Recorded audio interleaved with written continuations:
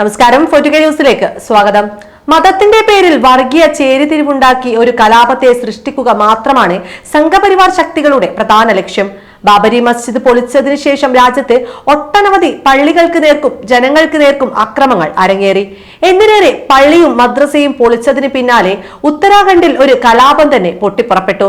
ഇപ്പോഴിതാ ഒരിടവേളയ്ക്ക് ശേഷം വീണ്ടും പള്ളിക്ക് നേർക്കുള്ള അക്രമ സംഭവങ്ങൾ ഉണ്ടായിരിക്കുകയാണ്. ഗുജറാത്തിലെ പ്രശസ്തമായ ഇമാം ഷാഹ് ബാവ ദർഗയിലാണ് ഹിന്ദുത്വവാദികൾ ആക്രമിച്ചത്. ദർഗ തകർക്കുകയും ദർഗയ്ക്കുള്ളിൽ കാവിക്കൊടികൾ സ്ഥാപിക്കുകയും ചെയ്തതായാണ് റിപ്പോർട്ടുകൾ. സംഘർഷത്തിൽ 35ഓളം പേർ അറസ്റ്റിലായിട്ടുണ്ട്. അഹമ്മദാബാദിലെ പിരാന ഗ്രാമത്തിൽ സ്ഥിതി ചെയ്യുന്ന ദർഗയ്ക്ക് ഏകദേശം 600ഓളം വർഷം പഴക്കമുണ്ട്. ഹിന്ദു മുസ്ലിം സൗഹാർദ്ദത്തിന്റെ പ്രതീകമായ കണക്കാക്കുന്ന പിരാന ദർഗ ഇമാം ഷഹ്ബാവ റോസ ട്രസ്റ്റിന്റെ നിയന്ത്രണത്തിലാണ്. ഹിന്ദു മുസ്ലിം സമുദായത്തിൽപ്പെട്ടവരും ദർഗ നടത്തിപ്പ് കമ്മിറ്റിയിലെ അംഗങ്ങളാണ്. മെയ് 7-ന് ഗുജറാത്തിലെ വോട്ടെടുപ്പ് കഴിഞ്ഞതിന് തൊട്ടു പിന്നാലെയാണ് ദർഗ ആക്രമിക്കപ്പെട്ടത്. ആക്രമണത്തിൽ ദർഗയുടെ കെട്ടിടങ്ങൾക്ക് കേടുപാടുകൾ സംഭവിച്ചിട്ടുണ്ട്. ജനൽച്ചില്ലുകൾ പൊട്ടുകയും കസേരകളും മറ്റും തകർക്കുകയും ചെയ്തിട്ടുണ്ട്. ഇതിന്റെ വീഡിയോ സോഷ്യൽ മീഡിയയിൽ പ്രചരിക്കുന്നുമുണ്ട്. സംഘർഷത്തിൽ അറസ്റ്റിലായവരിൽ വലിയൊരു വിഭാഗം നാട്ടുകാരും കുറച്ചുപേർ പുറത്തുനിന്നുള്ളവരുമാണെന്നും പോലീസ് ഉദ്യോഗസ്ഥർ പറഞ്ഞു. ദർഗയുടെ ട്രസ്റ്റ് കൈകാര്യം ചെയ്തത് ഹിന്ദുക്കളും മുസ്ലിങ്ങളും ചേർന്നാണ്.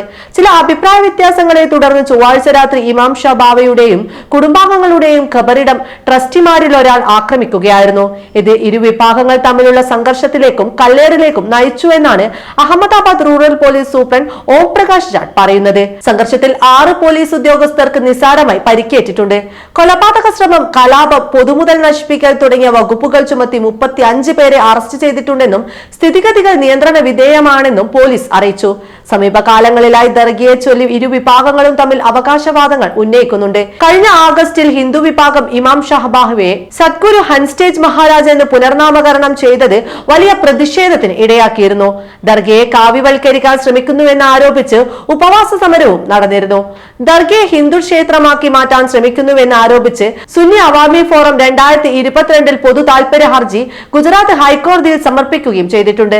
ദർഗയിൽ വിഗ്രഹങ്ങൾ സ്ഥാപിച്ച് ക്ഷേത്രമാക്കി മാറ്റുകയാണെന്നും ഇമാം ഷഹ്ബാവയെ ഹിന്ദു സന്യാസിയായി ചിത്രീകരിക്കുകയാണെന്നും മുസ്ലിങ്ങളുടെ മതപരമായ അവകാശങ്ങൾ ഹനിക്കുകയാണെന്നും ഹർജിയിൽ ചൂണ്ടിക്കാട്ടിയിരുന്നു. എന്തായാലും ഇതൊക്കെ നടന്നത് രാജ്യം ഭരിച്ചുകൊണ്ടിരിക്കുന്ന പ്രധാനമന്ത്രി നരേന്ദ്രമോദിയുടെ സ്വന്തം തട്ടകത്തിലാണെന്നത് ഓർക്കണം. നാടിനിലെ മുസ്ലിങ്ങൾക്കെതിരെ വർഗീയ പരാമർശങ്ങൾ നടത്തുന്നതിന്റെ ഉദ്ദേശവും ഇത് തന്നെയാണ്. രാജ്യത്തെ ഒന്നാകെ ഒരു കലാപത്തിൽ കൊണ്ടെത്തിച്ച് മുസ്ലിം എന്നും ഹിന്ദു എന്നും വേർതിരിച്ച് ജനങ്ങൾക്കിടയിൽ വേർതിരിവുണ്ടാക്കി അതുവഴി നേട്ടങ്ങൾ കൊയ്യാമെന്നാണ് മോദിയും ഈ സംഘപരിവാർ കൂട്ടങ്ങളും കരുതി വെച്ചിരിക്കുന്നത്. വിചാരിച്ച അത്ര വിജയം സ്വന്തം തട്ടകത്തിൽ നിന്ന് ലഭിക്കില്ല എന്ന് അറിഞ്ഞതുകൊണ്ടാകാം ഇത്തരം അക്രമങ്ങൾ അഴിച്ചുവിടുന്നതും. പക്ഷേ ഇതുകൊണ്ട് ഉള്ള വോട്ട് കൂടി നഷ്ടമാകുമെന്നത് ഉറപ്പാണ്. കാരണം കലാപവും അക്രമവും ഉണ്ടാക്കാൻ ശ്രമിക്കുന്നത് ആരാണെന്നും രാജ്യത്തെ ഇല്ലായ്മ ചെയ്യുന്നത് ആരാണെന്നും ജനങ്ങൾക്ക് ഇതിനോടകം ബോധ്യമായി തുടങ്ങി. കാലം മാറി. മോദിയുടെ ഒരു തന്ത്രങ്ങളും ഇനി വില പോകില്ലെന്ന് തീർച്ച.